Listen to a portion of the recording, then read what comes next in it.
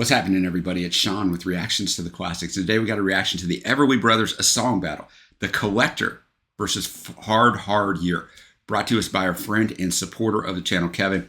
Thank you, Kevin. Appreciate you. Appreciate all our supporters, all our patrons who support this channel every month. If you'd like to support us in any way, check out the Patreon link below or the Patreon link on the end screen. If you want to support, do a one-time donation, check out our Buy Me a Coffee page or contact us at our email.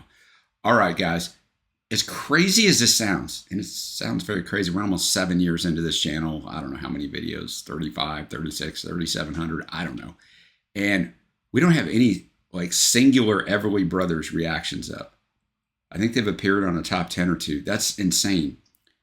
So Kevin, thankfully, is going to remedy that. But, you know, the Everly Brothers influenced everybody from the Beatles to Simon and Garfunkel. I mean, they're the second most successful charting duo of all time. Top 40 hits behind Hall & Oates. Top 100 hits. They're the most successful charting duo of all time. So Simon and Garfunkel is not around long enough to get in that kind of rarefied air. But let's jump into this. Kevin says it's from the early Everly Brothers' Two Yanks in England album in 1966. The first song is called The Collector. The other is called Hard Year.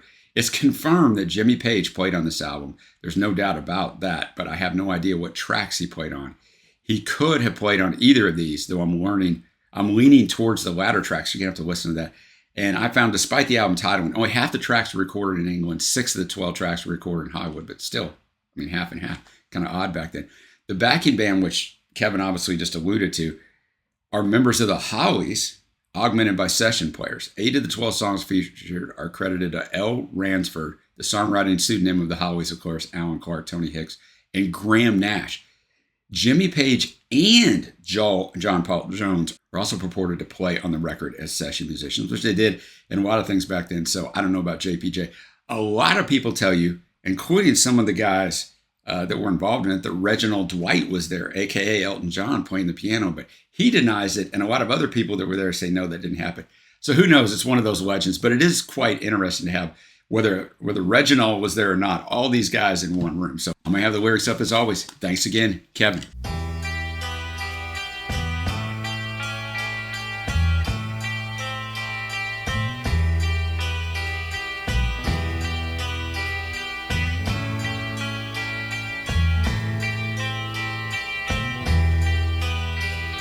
I'm a collector of beautiful things. I capture and keep them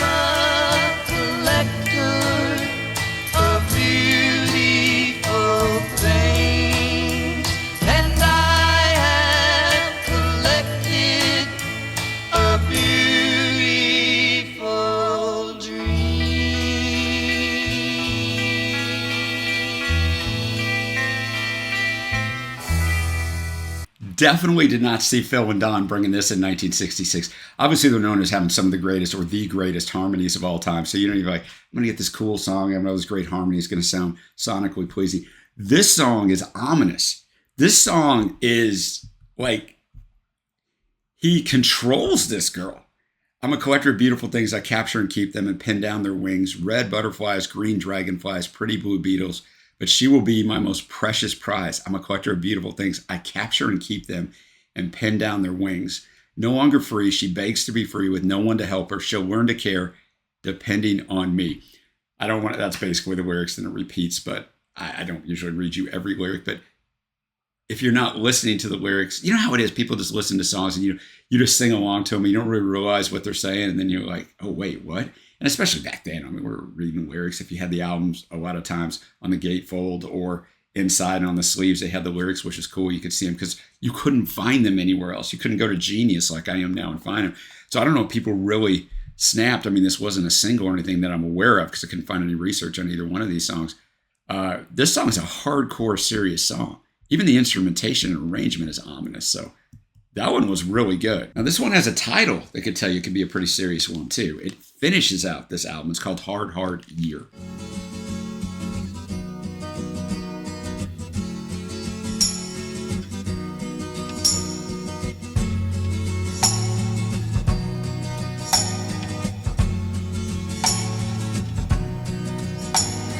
Bad times, something's wrong. Money's gone on my own. Can't stay, there's nothing here. Been a hard, hard year. First month, snows came, put me in bed, couldn't work the same. Job's gone, bills are here. Been a hard, hard year. If I look on the bad side of life, I'll lose heart and then I'll want to die. So I've got to get back on my feet and prove to myself I'm a man.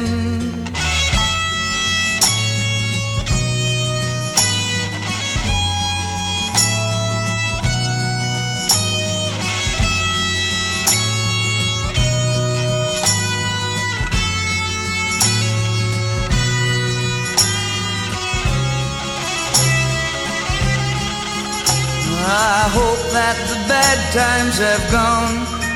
It's been rough, but I think that I've won. Now I'm happy, and I'll never be that way again. No, I'll never be that way again. Snow's gone, spring's here. Won't happen twice, I've seen my way clear. Everyone's paid, got no one to fear. Been a hard, hard year. Been a hard, hard year.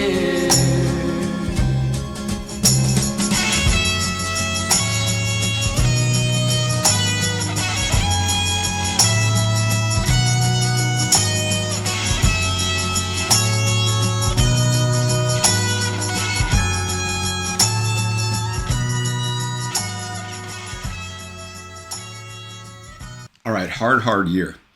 I don't know if all the songs in this album are like this or Kevin just matched these up because they're a really good match. But, this song is all about being depressed is basically what it's about, right? We just didn't talk about it that way, especially in 1966. But, work is slow where he lost his job because it's the wintertime, it's snowing. A lot of jobs, especially back then. I mean, we've got much more indoor focused, technology focused, all that stuff for jobs. But, a lot of jobs were dependent on being outside. If you live in a certain area, which I know Kevin lives in an area where it snows a lot, for example. I don't. I live in Dallas, Texas, or in the northern suburb of it.